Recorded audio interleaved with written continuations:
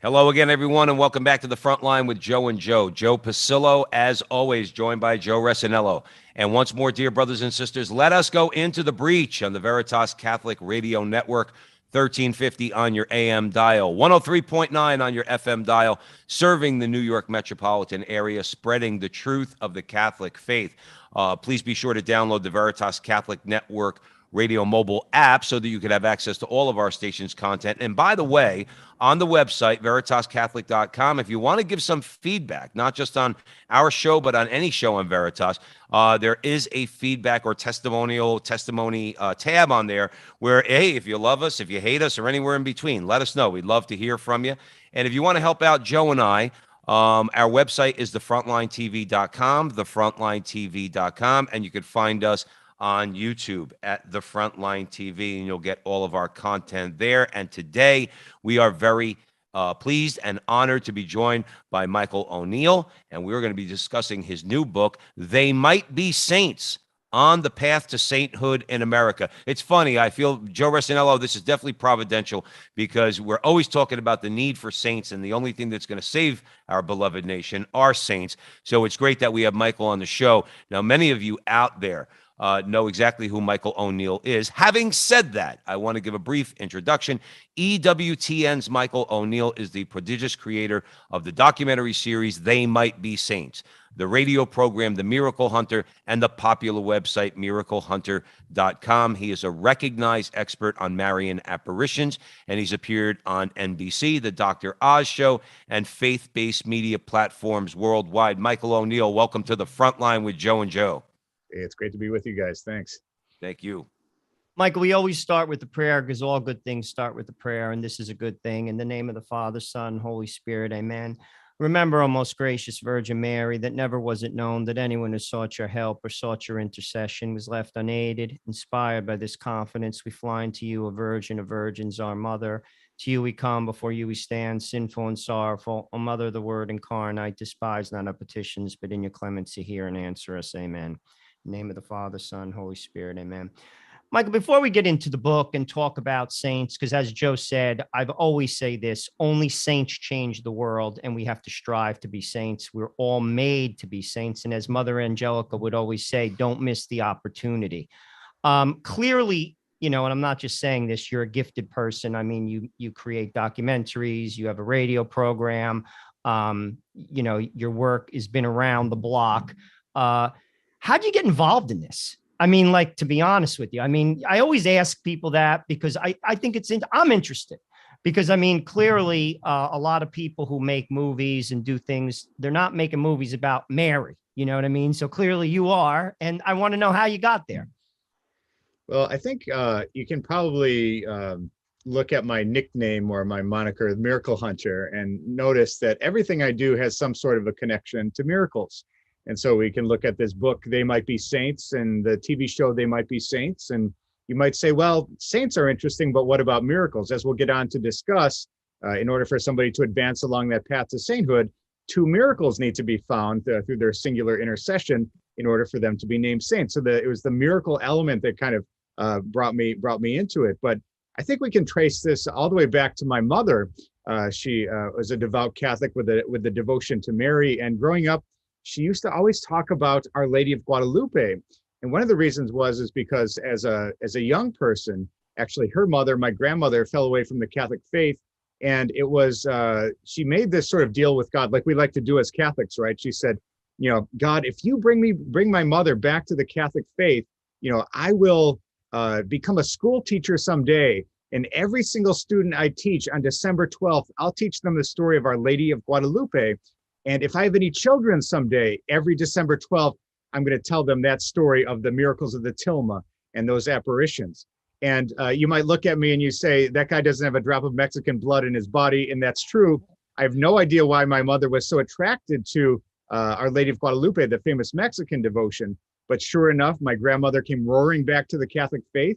And my mother went on to become a school teacher. And every December 12th, her students heard that story. And we as children heard the story of Our Lady of Guadalupe. So from a very young age, I had a fascination with miracles because of my mother's devotion to Our Lady of Guadalupe. fast forward some years, when I went to Stanford University for my undergraduate degree, I took a class in archaeology. And sure enough, the professor said, for your final paper, write about one artifact that has an impact on the history of the world. And of course, I chose the tilma of Our Lady of Guadalupe. And so when I did that research, I spent so many hours, more than I'll ever want to admit, but I realized that the church actually doesn't just recognize Fatima, Lourdes, and Guadalupe as miracles or as apparitions. There are hundreds or thousands of cases that have been claimed worldwide, and some have been actually approved and promoted by the Catholic Church. So I said, someday when I get old, I'm going to put this engineering degree aside and focus on miracles because I think it's so interesting. Sure enough, I founded the website miraclehunter.com, and secretly, sort of at night, I was an engineer by day, and at night I would sort of fill up this website with stories of Marian apparitions and other miracles. And later, Megyn Kelly came calling, and Dr. Oz and National Geographic, and all these things sort of blew the lid off of my secret endeavor. And I opened the doors and became the Miracle Hunter going forward at that point. I love it. Michael O'Neill's joining us at the front line with Joe and Joe. I'm sorry, Michael, to take you in this direction, but I got to ask. I mean, don't you remember when the late Christopher Hitchens was alive, and he constantly reminded us that David Hume told us there are no such things as miracles.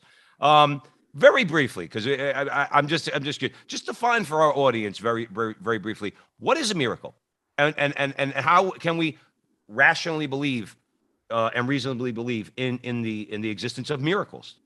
That's right, and that David Hume's mindset, I outlined that in my book, Exploring the Miraculous. You know, he said something like, miracles are impossible because miracles can't happen.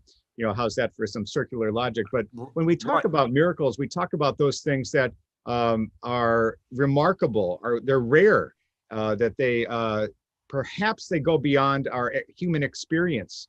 And they can't just be things that are, you know, they're not just marvels. They're not just things that we look at and find to be beautiful. These things imply divine intervention. So in these cases where God has worked something for the good, in these cases where we can truly see the hand of God in them, those are the things that are looked at as miracles by our Catholic faith. And when it comes to miracles, it's quite interesting. I think the Catholic Church handles it absolutely perfectly. People have all kinds of problems with the Catholic Church from head to toe. But when it comes to miracles, I think that nobody can argue with it, because they say that if you don't want to believe in these modern miracles, you don't have to.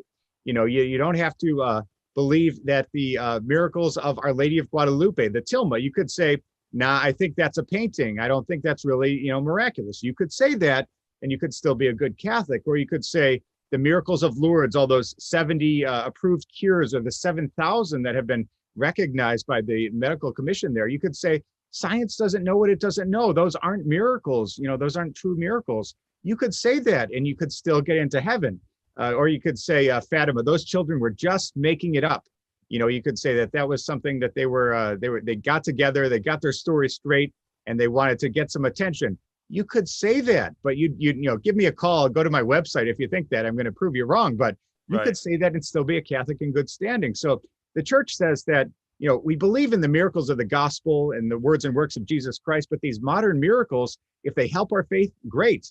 But if it's something that distracts us or creates an obsession in us or just sends us in the wrong direction, don't focus on them at all. You don't have to believe them in the first place anyway. So the Catholic Church handles this absolutely perfectly. I think so, and I'm going to hand it over back to Joe Resinella. I just got to say, number one, the Catholic Church is the first skeptic when it comes to miracles and does the investigations. So that's number one. And number two, the three little kids, they conspired with the other 70,000 people who saw the sun dancing in the sky. Joe Resinella, where do you want to go from here? You talk about miracles, Michael, and I mean, we could talk about some recent ones. We'll talk about John Paul II.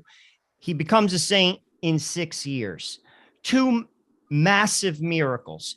A French nun has Parkinson's disease. She's young, in her 40s, debilitating. She's cured. I believe there was a woman in Costa Rica also was the second miracle. It's hard not to acknowledge that.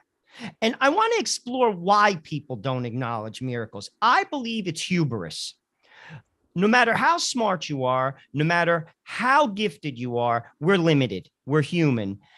And there is the mysterious that that basically God is mysterious. How does the Eucharist turn into the body, blood, soul, and divinity of Jesus Christ at every Mass? Who could define that? St. Augustine, one of the greatest minds in Christendom, tried to explain the Trinity. Probably the best explanation there is. It's still a mystery. A miracle is a mystery. I'm a simpleton, Michael. I say I have a blue collar. I'm a blue collar guy. I went to Harvard on the Hudson. That's where I went to school. And I'll tell you what, I believe in miracles because I believe God could do anything. And I don't have all the answers and I can't write them all down. And I accept that. Why do you think people don't believe these things? Well, I have a couple of theories on this, and I've given some thought to this exact question. Is that when we talk about Catholic miracles, and we're going to talk about these things specifically, things like Eucharistic miracles, the stigmata, incorruptible saints. These are things that we find in our Catholic faith, but in nowhere else. No other religion comes close to claiming these things. If you were to say, as a non-believer, that Eucharistic miracle, I can't get around the science, or those incorruptible bodies of the saints, I don't know why it only happens to Catholics. If you were to say those things, you'd have to say, well, if I'm going to become a believer, I need to sign up for the Catholic faith. And so if you're not actually willing to follow the doctrine and dogma of the Catholic faith, you're going to push the miracles aside very quickly. Now, when it comes to healing miracles, and I think the miracles of the saints, as I talk about in my book, they might be saints. And on the TV show of the same name, we talk about things that both Catholics, Protestants, and otherwise can get excited about, because these are things that we see across different faith traditions. And as you mentioned, the church is the first skeptic. So these cases that they do approve, the science is incontrovertible. So you absolutely have to understand that something outside the norm, something perhaps miraculous happened.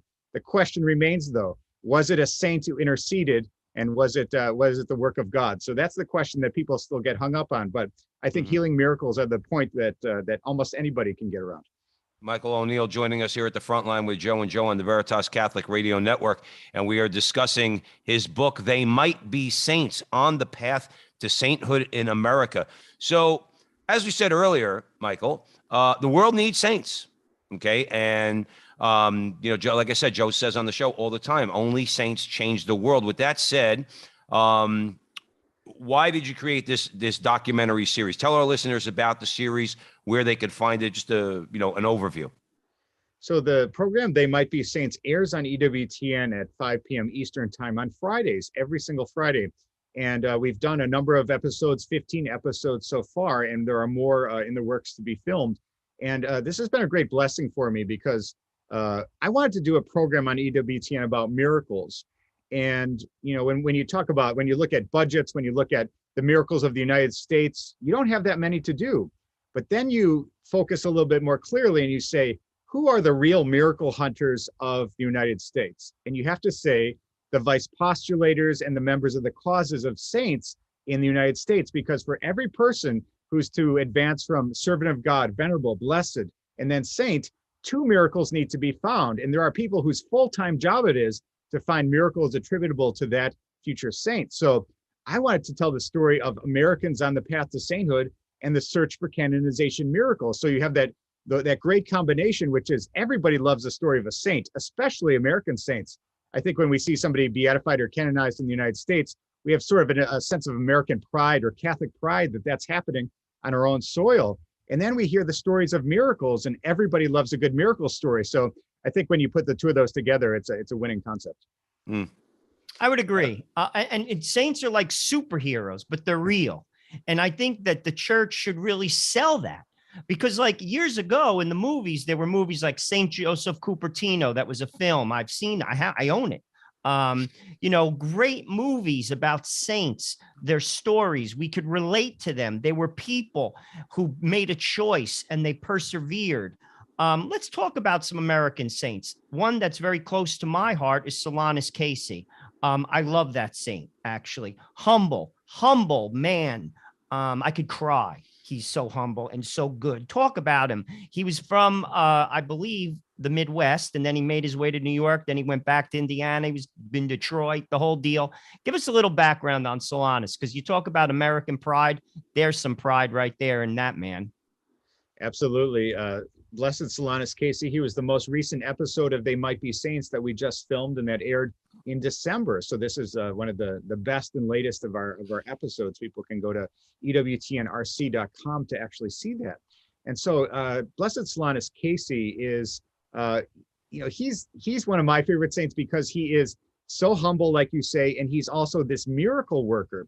So he was born in Wisconsin. You're right. He routed through New York and then Indiana. Then he ended up in Detroit, and he wanted to become a priest, but he didn't have the intellectual acumen or the academic background to be ordained fully as a priest. So he was ordained a simplex priest, and so he had limited capabilities as a priest. And what they did is they said, "What are we going to do with this simple friar, Capuchin friar?" They said, "We're going to have him answer the door." So he became the doorman there for the monastery. And people would come and he would greet them kindly and hear their stories and let them in and direct them. But soon word spread that this amazing, humble Capuchin, he had these gifts for healing. So people would say, my brother has been in a car accident, or my sister's family has lost work, or whatever it was. And he would pray with them and say, "Don't worry, it will be all right." And he would pray with them, and these great miraculous events would happen. And he had this great phrase, which I really love and kind of rings in my ears when I'm praying for things. He says, "Blessed be God in all his designs." So however things work out, that was God's plan, that they work out that way. But blessed be God no matter what. And he was just this incredible friar. And one of the stories that I loved, we actually interviewed some people who knew him while he was living in this episode of They Might Be Saints. And one of the beautiful stories was that Father Solanus had a violin, and he wasn't necessarily the world's best violinist, but he played it anyway. But he specifically played it for our Lord. So he would go in adoration and get out that violin and pray, and during Christmas season or otherwise, and play for the baby Jesus, just him and our Lord together with his squeaky violin. And I just thought that was so beautiful to hear the friars who would say, we snuck into the chapel to hear Blessed Solanus playing. So an amazing, amazing future saint, blessed.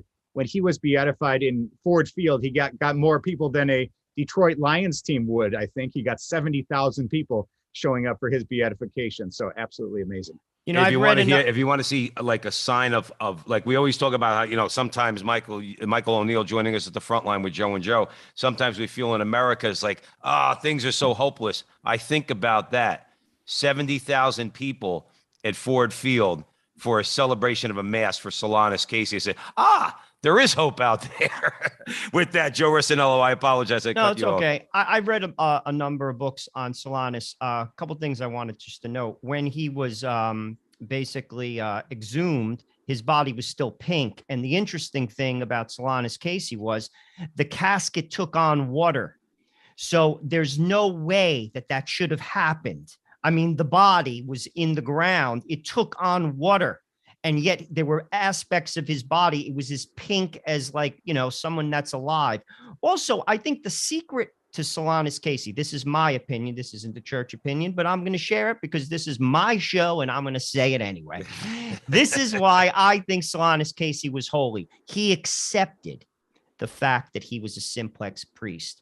You see, God sometimes throws stuff at us that isn't in our plan. And it's for us to accept and to trust him. And he did. And that's what made him holy, in my view.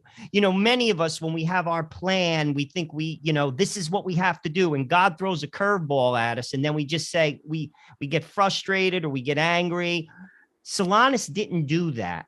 And I think that's why God channeled grace through him. Now, that's not the church's opinion. That's my opinion. I will preface that, but that's what I think. I'm interested in your thoughts because you look at a lot of saints. And what do you think about that, Michael?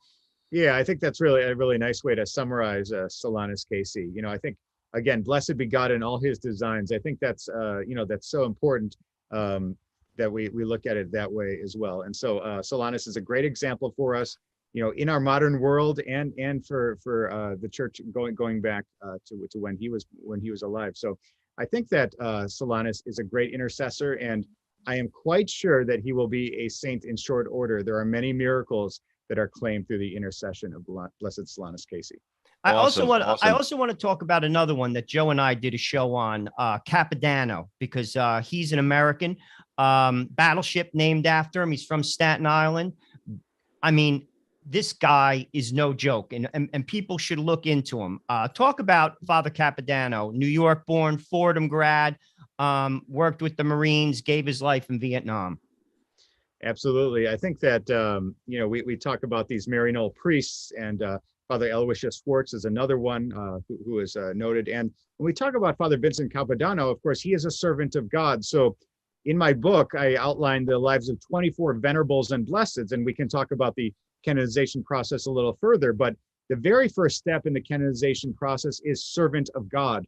And so when we talk about Vincent Capodanno, he is in that very first slot. In the last chapter of the book, I outline everybody from America who is in that first slot. And so we may see him being declared venerable at some point in the future. And what's interesting about Father Vincent Capodanno is he was a military chaplain, and there is a path to sainthood that Pope Francis instituted just a few years ago. It's called Oblatio Vitae, which is the laying down of one's life for another. So some of these military chaplains like Father Emile Capon or Vincent Capodanno, who are servants of God, these are classic examples of people who gave up their life out of their faith and their love for their fellow man. And so, we see as a possibility this alternate path to sainthood, and Father Vincent Capodanno might be the very first person who gets canonized along this path. So I think that's a very interesting thing to watch in his case. Well, while we're on the subject, Michael O'Neill, who's joining us here at the front line with Joe and Joe on the Veritas Catholic Radio Network, and we are discussing Michael's book, They Might Be Saints, On the Path to Sainthood in America. Talk about the path, Michael. Let's pick it up here, and take your time with it. We may or may not get to, we might have to go to the other side of the break, which is fine. We probably have about 7 minutes or so. But what is, like, a lot of people might say, you hear the phrase Santo Subito, a bunch of Italians in Vatican Square when Pope St. John Paul II died. Santo Subito. There's a process. Like even I knew that at the time, to say, all right, relax a little bit. There is actually a process to the thing. Generally, what is the process? Not everybody is a saint. Not everybody will be declared a saint. And there's a definite process that the church follows. So enlighten our audience in that regard. Absolutely. I think the concept that a lot of people have is that somebody has an idea for somebody who might be a saint, and they whisper in the ear of the Pope in Rome, and he says, "That sounds good. Let's canonize that one." That's how it happens in Jersey, Michael. Not not in Rome. Well, believe it or not, I interviewed the postulator of the cause for Dorothy Day, also from New York, and there was that discussion or claim that maybe when the Pope had visited the United States a few years ago, he had mentioned Dorothy Day in one of his homilies or one of his speeches. And, they were actually asking him, what do you think of canonizing Dorothy Day while you're here, like he did in the case of Junipero Serra? Why not just, pull one out of your hat and canonize her? But that didn't really happen that way. But when we look at the process, it's evolved over the centuries. In the early centuries, only martyrs were canonized. And then later on, they looked at people who were miracle workers and lived lives of heroic virtue. This was looked at later. And then the local bishop often would be the one who would do canonizations. Later, Rome got involved. And I detail all that in my book, They Might Be Saints. But the modern canonization process, as revised by Pope John Paul II in 1983, we have a series of events. You have to go through the first stage, servant of God. And that's sort of, you're out of the gate. You're officially recognized by Rome. And now it can all begin, servant of God. And then venerable. That is when the church uncovers everything that you've ever done, all your documents, all your speeches, all your books that you've ever written, all the comments you've ever made get analyzed by the church. And I don't know if I know anybody who could undergo that scrutiny and pass muster, when it comes to the way the church validates that life of heroic virtue. And if somebody has been declared that way, then the search for miracles is on. So we go looking for cases of singular intercession. So these are cases where the person must be prayed to singularly. So we have these cases where somebody goes in for a surgery, and it has to happen before any medical treatment is applied. So it must be a serious condition, not liable to go in its own. It must be an instantaneous, complete, and lasting cure. And there can be no medical treatment that relates to that cure. So before the surgery, or the surgery didn't work, or all the treatment didn't work. Those are the cases of miracles that are looked at. And then they look at singular intercession. So I don't know about you guys, but when I need a miracle, when I need help, I'm praying to all my friends, the saints, so hoping that everybody up there in heaven, whoever answers the phone can help me out. But in cases of singular intercession, it must be you and your family and all your friends have to pray to just that one saint. So, you can imagine going to Rome and saying, well, I prayed to John Paul II and Mother Teresa and Saint Therese, but I prayed to this person who might be a saint. I really think it's the might be saint. They'd say, congrats on the miracle. We're going to go with one of those other proven saints, not your might be saint. So you have to pray to somebody and just that one person. So it's a pretty tricky thing. And then one miracle is blessed, two miracles after the beatification leads somebody to become a saint. Awesome. Michael O'Neill joining us at the front line with Joe and Joe. So we have a couple minutes for the break. Let's start on another question. Joe, I'm going to hand it over to you. I think this will be a good conversation until we get to the break. You mentioned Dorothy Day. Dorothy Day was a radical person. I am also very versed in her life. Dorothy Day had an abortion. Dorothy Day was a communist. Dorothy Day was a heathen living in Manhattan in the 1920s. Dorothy Day is a saint. She was radical. She had a child. She baptized the child. She became a Catholic and she never looked back. She took care of the poor. She lived the walk. I mean, she walked the walk and she talked the talk. And it just shows you how people can change, the grace of God. That's what saints do. They give us an example and they point to Christ. And I brought that up, Michael, specifically because she was not only a regular person, she was on the wrong road. And look at her now. Yeah, she is definitely on the path to sainthood. She's recognized as a servant of God and perhaps venerable, blessed, and saint coming soon. And we hope to do a program on her life on EWTN as well. So, I think when you talk about, these conversions, these turns, the very important thing is that we all struggle. We all fall down, and, the saints are the ones who get back up again. And, being a saint doesn't mean that you were perfect. However, in the canonizable variety of saints, those that go along this path officially in Rome, they do find a point of demarcation, sort of where you left your old life behind. And so, there's no such thing as somebody who is kind of sinning up to the, publicly, egregiously sinning up to the moment of death. And then they maybe worked it out at the end. But they find these people who had these moments of conversion, or these, like you say, the daughter who was born and baptized, and perhaps that sent Dorothy Day on a new path. But the church looks at these moments of conversion, and those are the people that they can say are great examples, just like all of us who struggle, but make that turn and devote our life to Christ exclusively. So I think Dorothy Day would be a great blessed and saint if that were to happen someday. I absolutely. One of the things in my journey, Michael, that I heard a few years ago, I think Bishop Barron put it this way. He said, saints are not perfect. I'm paraphrasing. Saints are not perfect. They recognize their sins more acutely than others. Like that's what, recognizing one's own sins is obviously, a means by which, we could acknowledge the things. And like Joe's talking about with Dorothy Day and other people, St. Augustine, perfect example, Lord, make me chaste, not yet, So yeah, they recognize their sins. They do something about it. They put down the old man, put on the new. We have to leave it there for a moment. Michael, real quick, and then we'll go to the break. Where can people buy your book? People can go to the website, theymightbesaints.com, and they can connect to the program and the book on that website. All right. They Might Be Saints. On the path to sainthood in America, Michael O'Neill's joining us at the front line with Joe and Joe on the Veritas Catholic Radio Network, 1350 on your AM dial, 103.9 on your FM dial, serving the New York metropolitan area. Remember, on the website, veritascatholic.com, veritascatholic.com. There is a tab on there where you could give us some feedback. Let us know what you think of the station. Let us know what you think of our show. We'd really appreciate it. So stick around. We have another segment with Michael O'Neill, and looking forward to it. So don't go anywhere. We'll be right back.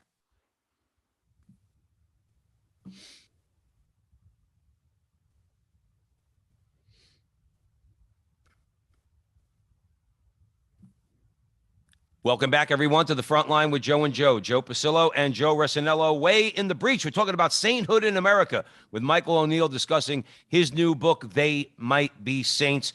Thank you for joining us on the Veritas Catholic Radio Network, 1350 on your AM dial, 1039 on your FM dial. With that, I'm going to hand it over to Joe Resinello.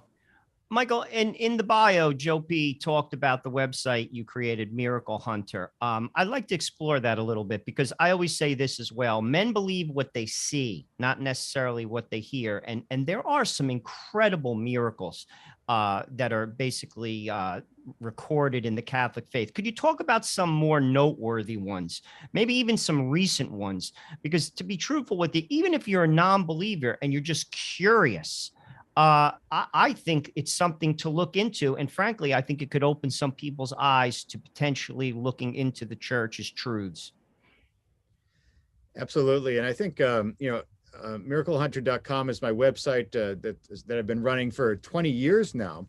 And that's where, I started out cataloging all the Marian apparitions of the world. And, I did this sort of quietly, but now it's much more public, of course. But part of the thing with me, I'm an engineer having a background, but I'm a skeptic as much as I am a believer. I need to be shown proof in order for me to sink my teeth into something when it comes to miracles anyway, saying that, that is something worthy of belief. And so the church has a very long process, and I dedicate some pages of my website to that process as well.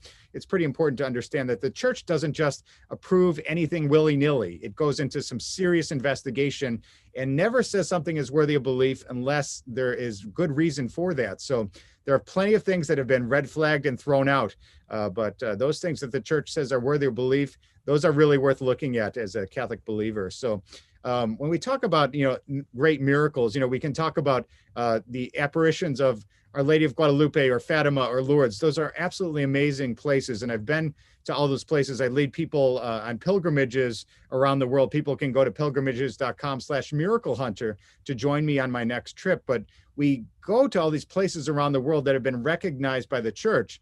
But we also talk about, we can talk about places like St. Januarius in Naples in Italy. They've got the world's best pizza, but they also have this case of a 3rd century bishop martyr whose blood liquefies every year on his feast day, except on the years when it doesn't. And then they see things like earthquakes and volcano eruptions and financial collapse. But that's perhaps for another show. But I think some of these modern miracles, we talk about Padre Pio. I did an episode called Miracles of Padre Pio on EWTN, and I encourage people to check that out. That's one of my favorite programs that we ever did. And we filmed it in San Giovanni Rotondo in Italy during the big anniversary celebration where we had hundreds of thousands of people gathered to celebrate the life of the great friar, the Capuchin friar. But I also was able to interview some people who had received actual miracles received through Padre Pio. And perhaps my favorite one, and there are three dynamic ones, and I think people will be blown away by the miracles featured on that program. But I interviewed a woman who, at a very young age, at 2 years old, she was taken to see Padre Pio in the year 1968. Now, Padre Pio, he died in the year 1968, so this was the very last year of his life. And so his mother took this girl from the New Jersey area, actually. And that girl, her bladder had been surgically removed, and because she was about to die, and that was the only way to save her. And the mother took this girl on the plane. She had all these tubes hooked up to her, and she took her to see Padre Pio, and she got a private audience with Padre Pio. Padre Pio blesses her, and she goes back home. And sure enough, she has to go back and see the doctor. And the doctor said, don't take her, she's going to die on the airplane. But sure enough, she lived. And so they took her back in to be checked up on. And when they looked at her and did the medical tests, and they found that her bladder had grown back. And anybody who knows anything about medicine will say bladders do not grow back. And who was the doctor who had done the surgery removing the bladder? It wasn't some hack. It was someone named C. Everett Koop, who was the Surgeon General in the United States in the future. So absolutely amazing story of an incredible healing at the hands of perhaps the greatest miracle working saint. I'll give you one more miracle that's on my website as well. Robert Gutherman. I actually met with Robert in person in the Philadelphia area. We had dinner one night, and I'm not much of a crying guy, but hearing Robert's story brought me to tears. So here was this guy, Philadelphia area. He was growing up. He had this ear infection, and the ear infection was so severe that it actually ate the bones out of his ear. Okay, he goes deaf in one ear. And his family is distraught at this turn of events. And they live across the street from the convent where Catherine Drexel was the prioress there, or the head mother. And so they knew that she was supposed to be holy. So they began to pray to Catherine Drexel. And sure enough, the boy's hearing came back. He could hear out of both ears. And so, he went under medical testing for many years. And eventually Robert, as an adult man, said, I've been coming here for so many years. What's going on? What's going on with my ears? And the doctor said, actually, there's nothing wrong with your ears, I guess. You can hear perfectly, and the structure of your ears is perfectly fine. There are bones in your ear. So the bones grew back in the ears of Robert Gutherman, and he got perfect hearing as a result of this miracle. And sure enough, as an adult, then the miracle was validated by the Vatican, and she went on to be blessed. And the subsequent hearing miracle for another girl actually led to her canonization in the year 2000. So St. Catherine Drexel, as we have her. So absolutely amazing miracles that, science has no explanation for these types of things. Let's talk about Catherine Drexel. That is amazing. I think that, Joe, I'm sorry, but that's just to refer back to Joe Resinello's point earlier. It's harder not to believe in them. It really, really is. Michael O'Neill joining us at the front line with Joe and Joe. You look at these things and you say, okay, Mr. Atheist Skeptic, you explain that. Well, when they come up with these talk about straining and stretching to try to come up with an explanation. We don't have to strain and stretch. Like you just said, Michael O'Neill, okay? The guy didn't have bones. Now he's got bones. The girl didn't have a bladder. Now she's got a bladder. Something happened in between. They prayed to this person. I don't know. Sounds kind of linear and logical to me.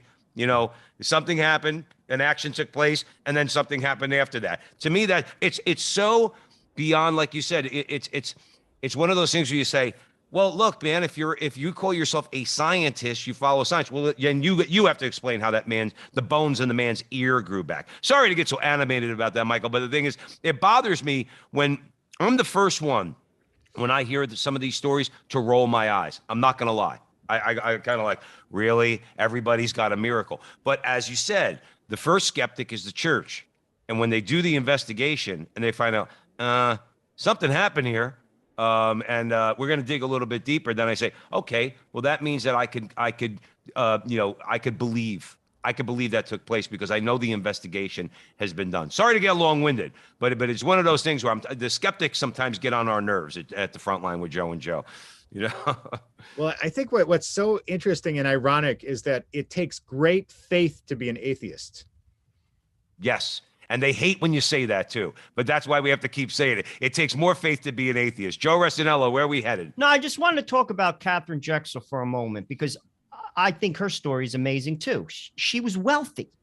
She was going to inherit it would be equivalent to Jamie Dimon, who is the CEO of JP Morgan. That's who her dad was. And she was presented to she went to the Pope. When you're that rich, you meet the Pope. She went to go and sat in front of the Pope. And she said, well, we should help these poor people. She wanted to help. Was it Indians or was it African Americans? Both. Okay. And the Pope said, why don't you do it? You see, that's the question Christ says to us. Why don't you do it? And she did. And that's the grace. You see, I always say this, Michael, honest to God, we got to get out of the boat. I've seen this in my life. When you give Christ an inch, he gives you a foot. When you give him a foot, he gives you 3 feet. When you give him a mile, he gives you 10. When we stretch ourselves, it's in that space of sacrifice. When we're groping in darkness, as she probably did, God works. Because God's real and God is reality. You see, people don't believe that. They're like, who's this crazy Italian guy from New Jersey talking craziness? No, I'm telling you the truth.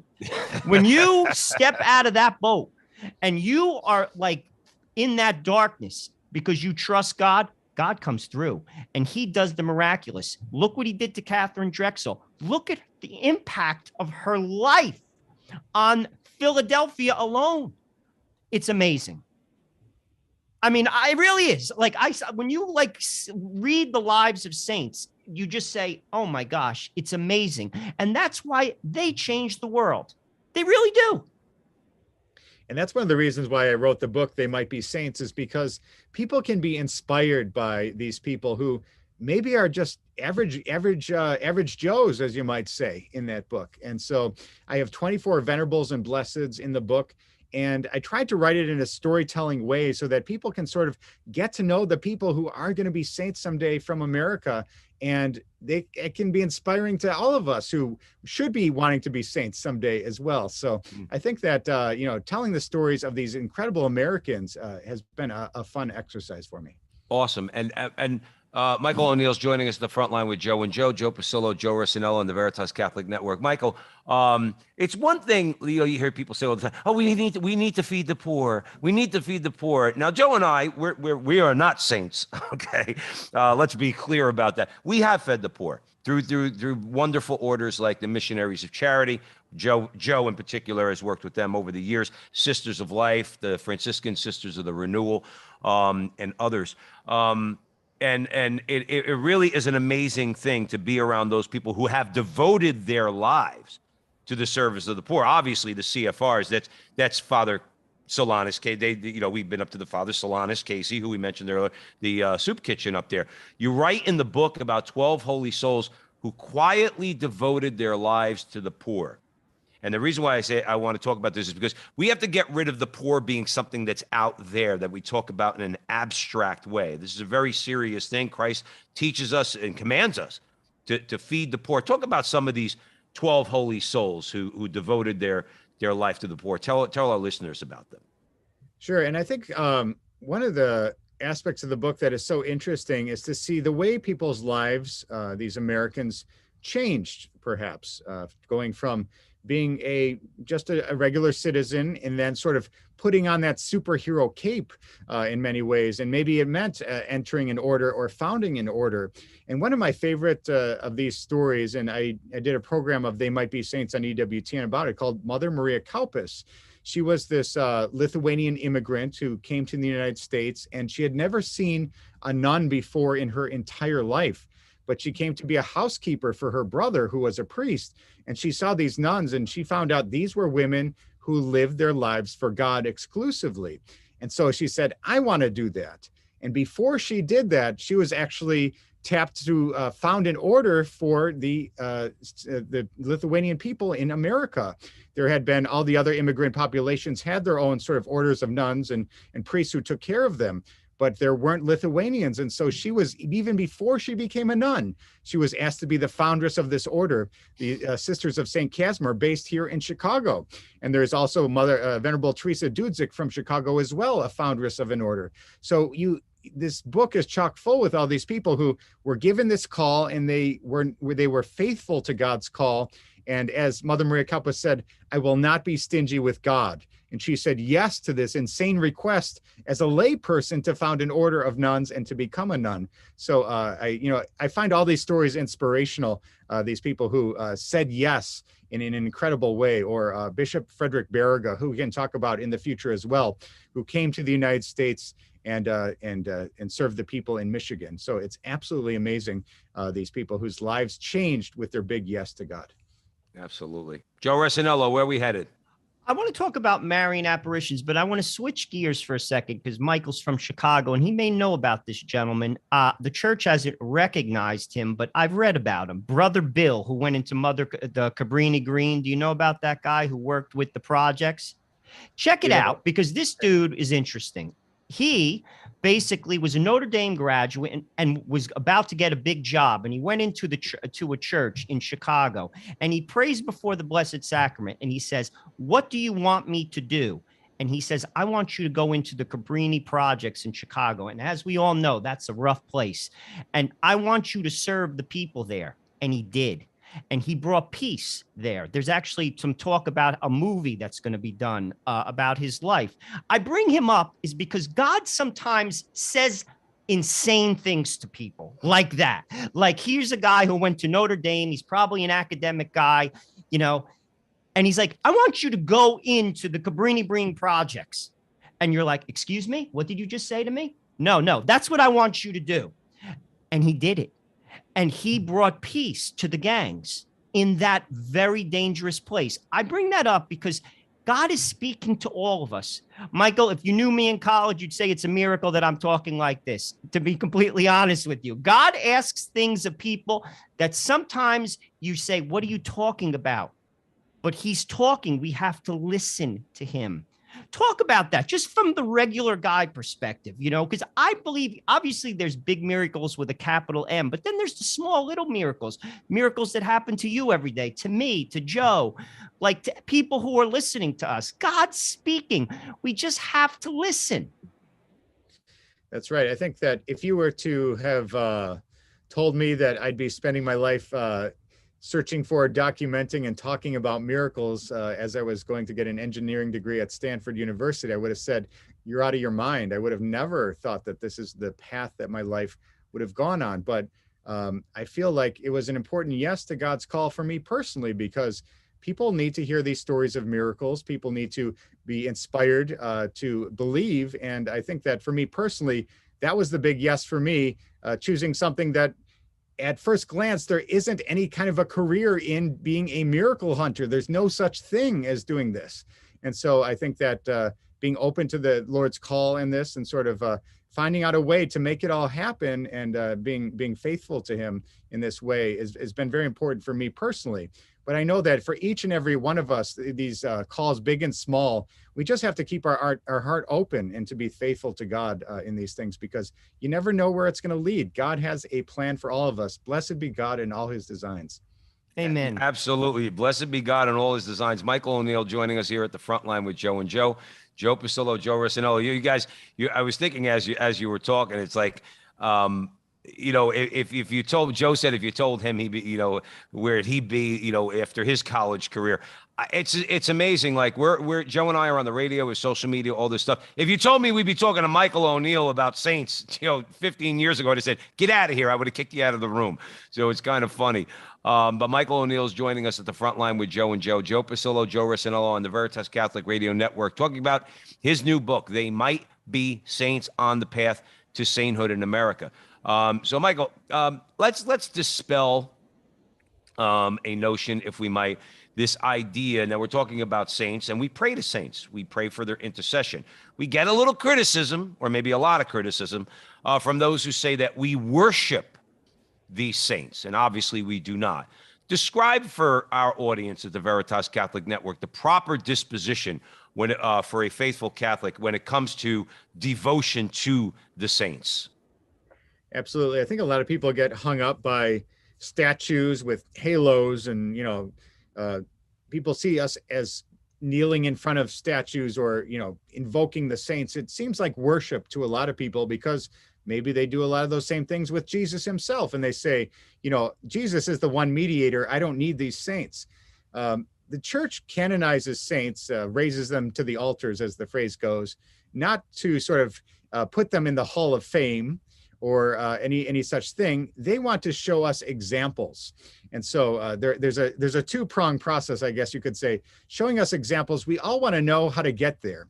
And the concept of a saint is somebody who is in heaven with God. So the church is saying, this is somebody who we firmly believe and we say is in heaven with God. So here is an example of somebody whose life you can emulate and follow. You know, anytime you know, I've assembled different things in my house where the instruction manual hasn't come, and it's 10 times harder when you don't have an instruction manual, as you can follow that IKEA furniture and just go step by step. So reading the lives of the saints, or watching a program, or reading a book, you can find out, you know, how the saints did it and emulate them. So that's absolutely beautiful to have that guide. So saints, we're supposed to follow them, and we venerate them. We don't worship them. We don't say that they're divine. No, nobody out there, even the Virgin Mary, she is sort of a super saint, we might say. We never have said that she's divine. And so we honor her. And the word is we venerate the saints. And so that's the key phrases there. And the idea that as Catholics, we believe the saints are in heaven with God, and therefore they have God's ear. So we are praying to the saints, through the saints, for their intercession that they might help us. And Protestants and otherwise, you might hear them say, you know, I'm feeling sick, or I've been diagnosed with this or that. Can you pray for me? They're asking us on earth to pray for them as well. And we're actually separated from God who's in heaven. But why not pray to the people who are in heaven and ask them, I've got this cancer, I've got this illness. Can you pray to God for me? So it's the same thing as if you're asking your friends here on earth to pray for you as well. So great models, great intercessors. That's the point of the saints. I'm glad you said that, Michael, because that's what I always think when I hear that, when someone say that is Jesus is the only mediator. Okay, then don't ever let me hear you ask anybody to pray for you. Okay, because you're saying, oh, my mom's sick, pray for me. Well, who the heck gave me intercessory powers? Pray to the ones that we know are in heaven, who live virtuous and heroic and holy lives. Okay, if you're asking me to intercede for you, you don't think that you could ask Padre Pio to intercede for you? I mean, again, it's a little, you know, it's kind of like a little bit, I don't know what the word is, but either way, I'm going to hand it over to Joe at the front line with Joe and Joe. Michael O'Neill joining us here, talking about his new book, They Might Be Saints on the Path to Sainthood in America. Joe Rossinello, we have probably about 7 or 8 minutes left. And Mike, I want to give you a little bit of time at the end just to tell people where they could learn more about you, Miracle Hunter, all that fun stuff, where they could buy the book and all that. You talked about in the first segment, Michael, the importance of Our Lady of Guadalupe in your mother's life. And obviously that has had a great impact on your family, because look at where you are doing this work. I attribute that your mother planted the seed, and look at this. It's amazing. All came from Our Lady of Guadalupe. I also have a big devotion to Our Lady of Guadalupe, who's the patroness of the Americas. And there's a shrine in La Crosse, Wisconsin. Just throwing that out to everybody. Cardinal Burke created that shrine. Very beautiful. So it's not just for, you know, Mexicans, like, you know, of people of Mexican descent. I mean, she is the patroness of the Americas. But talk about Marian apparitions. Obviously, that's approved, and say Medjugorje isn't. Talk about the difference between the two, because I think it's important. Because to be honest with you, every once in a while, like we're from the tri-state area in New York, you'll get somebody in Queens saying they saw the Blessed Mother in toast, and they'll be like, it's a miracle, and then you know, craziness starts popping up. So what's real, what isn't, what should we follow, what shouldn't we? Absolutely. And I have to mention that La Crosse Shrine in Wisconsin is very important to me personally. I spent many years working as a volunteer for that shrine in La Crosse, Wisconsin. And when they opened it up in 2007, they allowed me to be the very first person through the doors on the day of the dedication. Oh, my Lord. Oh, that is a very important place for me personally. But circling back to your question, how do we know what's true and what's false? Well, the church actually has a very developed process when it comes to analyzing Marian apparitions. And it can be found in this 1978 church document called the Norms of the Congregation for Proceeding and Judging Alleged Private Revelations and Apparitions. And if you think that's a mouthful, you should see the Latin. The church really knows how to name documents with a catchy title. But when we talk about this we talk about, is it something that's believable as a true miracle? And so the church outlines all this criteria. And so they look at the visionaries and they say, have these people lived lives that are virtuous? A person who's claiming a vision of the Virgin Mary, if they're out there doing this and that may run contrary to church teaching, they're probably not going to approve that as a true vision of Mary.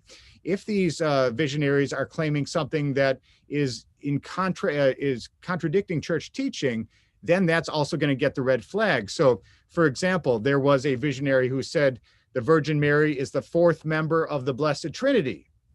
Even the math on that doesn't work out. So, you know, that gets the red flag as well. So if they are charging money for their vision, you know, pay me so that you can see me seeing the Virgin Mary, you know, that's going to get knocked out as well.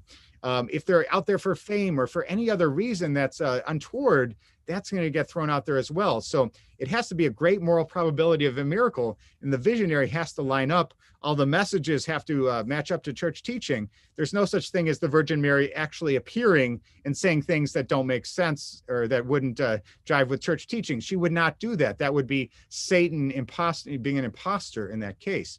So, we have a number of visions here in the United States. Mary Van Hoof in Necedah, Wisconsin in the 1950s.